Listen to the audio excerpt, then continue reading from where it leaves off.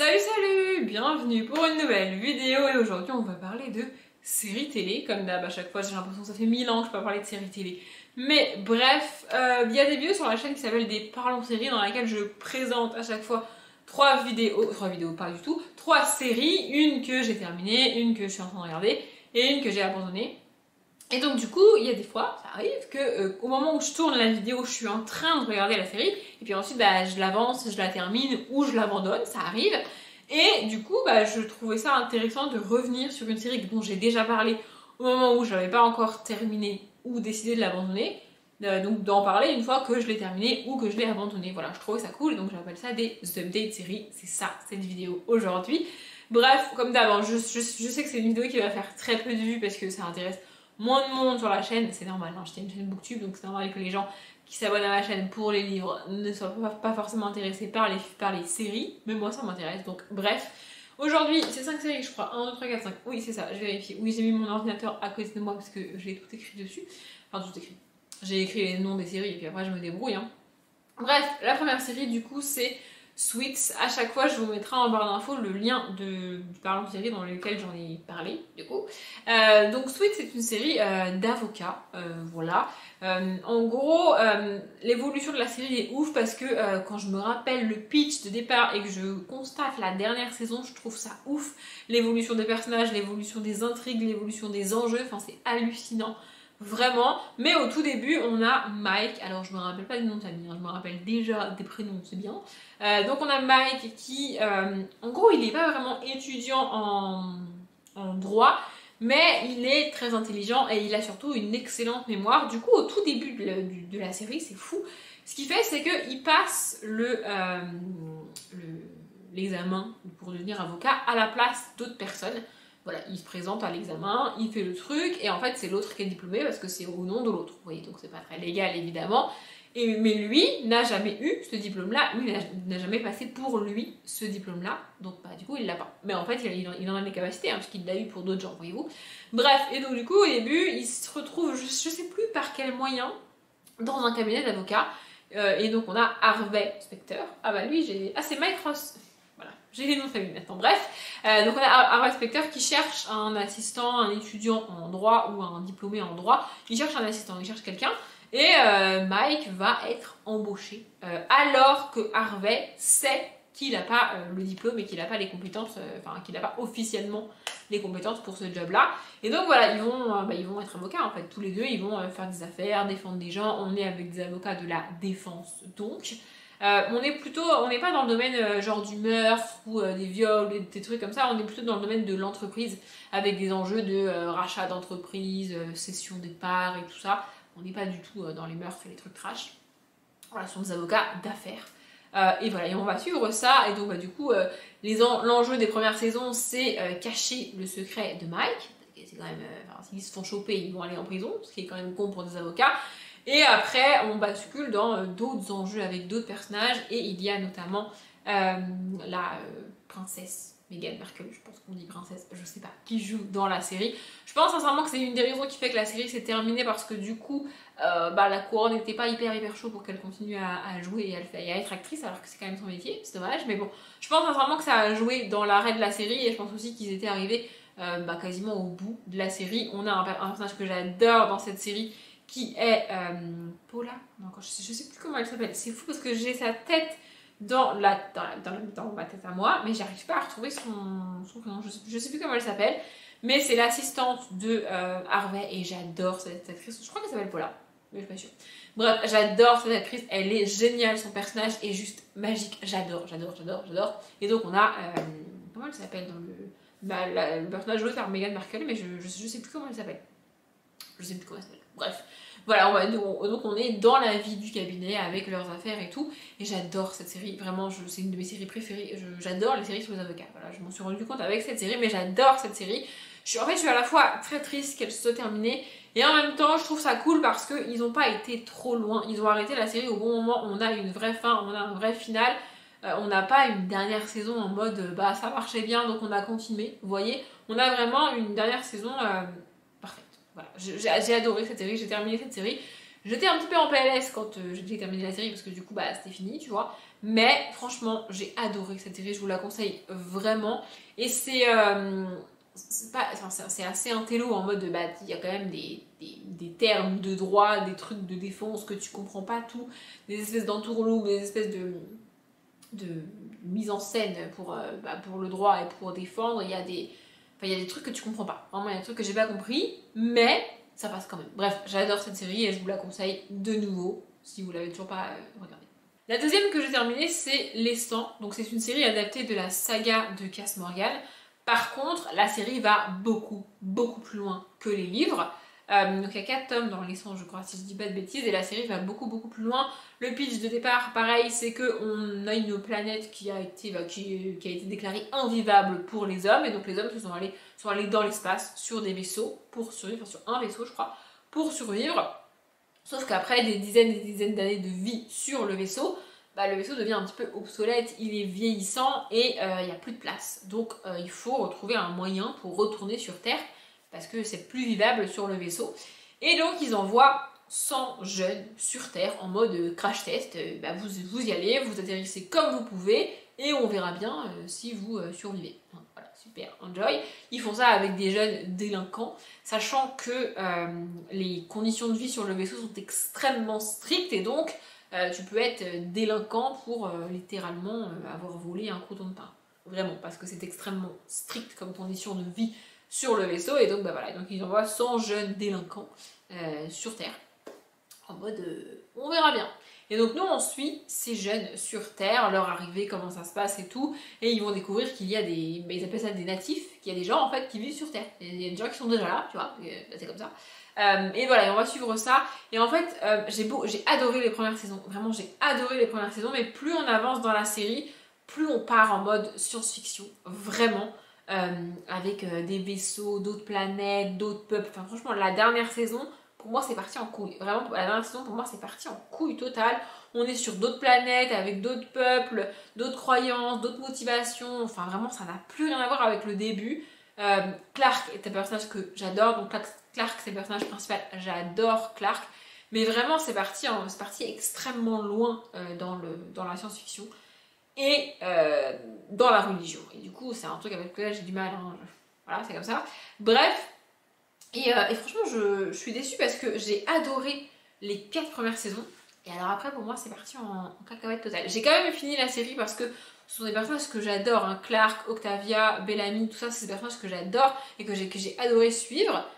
Mais la dernière saison, c'est parti en couille avec des personnages qui ont plusieurs vies, des personnages qui vivent des centaines d'années. Enfin, franchement, la dernière saison, c'est parti en couille totale et on a complètement oublié le vaisseau du début. Vous voyez, c'est parti en couille totale. Voilà, en fait, pour le coup, pour moi, cette dernière saison était de trop. Dans le sens où elle a quasiment rien à voir avec ce qui se passe avant. Vraiment, c'est une saison à part. C'est limite une saison qu'on peut regarder sans avoir vu le début, tellement elle est éloignée du sujet de départ et des enjeux des premières saisons. Vraiment, je trouve ça dommage d'être partie aussi loin. Surtout qu'il n'y a pas du tout ça dans les livres, pour le coup. Mais vraiment. Bon, après, ça reste bien fait, ça reste, comme je l'ai dit, des personnages que j'adore. C'est pour ça que j'ai été au bout de la série. C'est pour ça que je l'ai terminée. Mais ça va peut-être un peu trop loin pour moi. Du coup, je suis contente qu'elle soit terminée parce que clairement, s'il y avait eu une saison après celle-ci, j'aurais pas été au bout parce que je pouvais déjà plus. En fait, voilà, j'ai fini la saison et la série parce que c'était la dernière saison. S'il y avait eu une saison de plus, je ne l'aurais pas regardée. La troisième série, ça m'a brisé le cœur de la terminer, vraiment. C'est une de mes séries préférées de tous les temps, à peu près au même niveau que Vampire Diaries, pour ceux qui ont vu mon avis. J'ai fini en PLS à la fin de Vampire Diaries, et ben j'ai fini en PLS à la fin de Esprit Criminel. Oui, je sais, ces séries n'ont rien à voir l'une avec l'autre, mais j'adore Esprit Criminel, en fait c'est une série qui aurait pu durer encore 10, 15, 20, 30 ans, ça m'aurait pas dérangé. Mais bon, fallait bien la terminer à un moment donné, donc voilà, ils ont terminé Esprit Criminel. Je suis dégoûtée parce que j'adore cette série, vraiment. C'est une série assez basique, on est sur une série d'enquête criminelle avec des personnes qui disparaissent, des personnes qui meurent, et on suit une équipe du FBI qui se balade dans tous les États-Unis et qui traque les serial killers. Voilà, c'est comme ça. Et j'adore cette série, vraiment, j'adore cette série. Je pense que je peux même regarder un épisode comme ça, n'importe comment, de cette série. C'est quelque chose que je fais jamais. Re-regarder une série et re-regarder un épisode, c'est quelque chose que je fais quasiment jamais, vraiment. Mais Esprit criminel, franchement, je peux le faire parce que j'adore cette série, vraiment. Donc voilà, on a une enquête par épisode, on a parfois une enquête qui dure 2 épisodes, et puis on suit l'équipe, la vie de l'équipe, ce qui se passe dans leur vie, entre eux, leur famille, tout ça. Mais principalement, c'est les serial killers qui nous intéressent, et j'adore cette série. Vraiment, j'adore cette série. C'est une des séries criminelles qui fait le plus peur. Il y a même pas mal d'épisodes qui sont moins de 12, moins de 14, moins de 16, il y a même des moins de 18. Donc voilà, on est sur une série assez trash et assez horreur en fait. Mais j'adore cette série, vraiment. Je suis dégoûtée, mais dégoûtée qu'elle se soit terminée. Je suis contente de l'avoir terminée. Mais en fait, je suis triste parce que il y aura plus de nouveautés. Je peux re-regarder un épisode, mais en vrai, je les ai déjà vus et je les connais. Et même si je me rappelle pas de la fin de l'épisode, j'ai déjà vu quoi. Du coup, voilà, j'adore cette série. Vraiment, c'est une de mes séries préférées. Quand on me demande de conseiller une série à n'importe qui, c'est celle-ci que je sors. Je pourrais sortir Vampire Diaries parce qu'elles sont au même niveau pour moi, mais bizarrement, je pense que Vampire Diaries plaira moins aux personnes qui me demandent. Donc je dis Esprit criminel, mais vraiment j'adore Esprit criminel. Après ça plaît pas à tout le monde, ça plaît pas, enfin il y a beaucoup de gens qui n'aiment pas parce que ça va trop loin, ça fait trop peur, c'est trop stressant à regarder, mais moi j'adore. Voilà, bref, j'adore. Et puis la fin, évidemment j'ai versé ma petite larme à la fin, parce que c'est le genre de série où en fait on suit principalement le serial killer, les gens qui sont enlevés, les gens qui sont tués dans l'épisode, et on a en fond la vie des enquêteurs et des personnages qu'on suit. Mais là à la fin du coup on a toute une résolution sur leurs problématiques, leur vie à eux. Et voilà, c'est des personnages qu'on a suivis, je crois qu'il y a 11 saisons, je sais plus, un truc comme ça. C'est des personnages qu'on a suivis pendant longtemps. Il y en a qui sont partis au cours de la série. Il y en a qui sont là depuis le début. Il y en a qui sont arrivés en cours. Mais vraiment, ce sont des personnages que j'adore. Pénélope est un de mes personnages préférés. Vraiment, vraiment, vraiment. Et voilà, il y a des personnages qui étaient partis de la série qui sont revenus pour le final. Et voilà, c'est un final magnifique, c'est une série que j'ai adorée et je peux que vous encourager à la regarder. Par contre, effectivement, ça fait un peu flipper. La 4e série, c'est le même genre puisque c'est Hawaii 5-0. Pour le coup, ça fait beaucoup moins flipper que Esprit criminel, mais c'est aussi une série d'enquête qui se passe donc à Hawaï, comme son titre l'indique. J'ai adoré la série et en fait j'ai adoré la dynamique des deux personnages principaux et des deux acteurs principaux. Danny est un de mes personnages préférés, j'adore ce personnage vraiment. Et alors j'ai essayé un petit peu de chercher parce que ça m'intéressait, mais j'ai pas vraiment trouvé. Mais je pense sincèrement que l'arrêt de la série est dû au fait que les deux acteurs principaux ne s'entendaient plus. Parce que pendant beaucoup d'épisodes et beaucoup de saisons, on avait énormément d'échanges entre eux, énormément de scènes entre eux où ils se disputent, ils se chamaillent, ils sont meilleurs amis, mais vous voyez, c'est un peu le genre de relation amour-haine, d'amitié, où ils passent leur temps à se taquiner, à se chamailler, vous voyez. Et dans la dernière saison, il y a beaucoup moins de scènes comme ça, ils sont quasiment toujours séparés en fait. Ce qui est un des moyens pour continuer une série avec deux acteurs principaux qui ne s'entendent plus. Donc je pense que c'est ça la raison de l'arrêt de la série, en tout cas une des raisons. Mais j'ai pas trouvé de réelle réponse. D'après mon analyse personnelle, c'est ça. Mais bref. Et donc du coup, voilà, c'est une série d'enquête où on suit Danny. Le point de départ, c'est qu'on a, comment il s'appelle, Steve, qui vit à Hawaï depuis toujours, voilà, qui est un gars du coin, en fait, qui est un gars de l'île, et Danny qui arrive du continent, et donc c'est un peu le choc des cultures, c'est pour ça qu'ils passent leur temps à chamailler et à pas être d'accord, parce que ils n'ont pas la même manière de voir les choses, ils n'ont pas reçu la même éducation. Danny n'est pas du tout dans le mood de l'île, en fait, il a pas, ne serait-ce que la tenue, il l'a pas, tu vois, la chemise à fleurs et le short, il a pas. Lui, il est en petit pantalon à pince, chemise, alors qu'il fait 40 degrés. Voilà, donc déjà, il y a un décalage énorme de physique, de comportement, d'agissement entre les deux personnages, mais ils vont devoir faire équipe, ils vont devoir collaborer pour résoudre des enquêtes. Il y a aussi pas mal de trucs au niveau des yakuza, des gangs, parce que ça reste Hawaï, tu vois. Bref, et voilà, et donc on suit ça, on a des enquêtes à chaque fois, on a aussi un petit peu leur vie perso, notamment avec les parents de Steve, qui sont aussi très présents dans la dernière série, dans la dernière saison.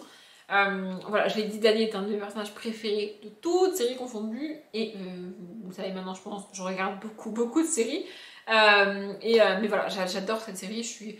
En fait, je suis à la fois triste qu'elle se soit terminée, mais je trouve qu'ils l'ont arrêté au bon moment. Et si la raison c'est vraiment que les acteurs ne s'entendaient plus, vaut mieux arrêter une série plutôt que de continuer à la faire avec deux acteurs qui ne peuvent plus se taquer en fait. Enfin, c'est pas possible de continuer à travailler avec des personnes que tu supportes pas au quotidien, c'est juste pas possible. Du coup, voilà, je suis contente qu'ils aient pas massacré la série à la fin, mais je suis un peu dégoûtée que la série soit terminée. Bon, je viens de vous parler de 4 séries que j'ai terminées et que j'ai beaucoup aimées, du coup on va finir cette update série avec une série que j'ai finalement abandonnée au cours de la dernière saison parce que ça va trop loin, je n'en pouvais plus. Cette série c'est Arrow, donc c'est la première série qui a été créée dans le Arrowverse, c'est pour ça que ça s'appelle comme ça. Donc après on a eu Flash, Legend of Tomorrow, Supergirl et d'autres séries comme ça. Je les regarde pas toutes, mais je regarde un bon paquet de cet univers-là. Et en fait, j'adorais Arrow. Mais alors, enfin, c'est parti en couille. Niveau SF comme l'essence, c'est parti en couille totale, selon moi. Donc dans Arrow, en gros, le pitch de départ, c'est qu'on a Oliver Queen qui, il y a des années, est parti avec son père sur un bateau, je sais pas quoi. Le bateau a fait naufrage et du coup, ils ont été déclarés morts tous les deux. Sauf que le père est effectivement mort, mais Oliver Queen, non. Il s'est réfugié sur une île qui s'appelle Lian Yu, je crois, un truc comme ça, une île chinoise, quoi. Par là, pendant le continent asiatique, je pense. Bref, il a vécu sur cette île pendant quelques temps, quelques années. Il a reçu une formation un petit peu de warrior, de combattant. Et un jour, il revient à Starling City, je crois que c'est Starling City, en mode coucou, je suis vivant. Voilà. Et avec sa formation qu'il a reçue de combattant, de warrior, tout ça, il va décider de faire le ménage dans sa ville. C'est une série de super-héros, hein, je ne vais pas préciser, mais voilà. Donc voilà, il a un arc, il a des flèches, d'où le titre de la série. Et il va commencer à faire le ménage. En gros, il va pas tuer les gens, il va les mettre en garde. En mode, attention, ce que tu fais, c'est pas cool, tu devrais pas le faire. Et puis si ça marche pas, il va s'arranger pour que les personnes soient arrêtées. Il va tuer personne. Et voilà, on va suivre ça. C'est un peu un Batman, mais en mode gentil au début.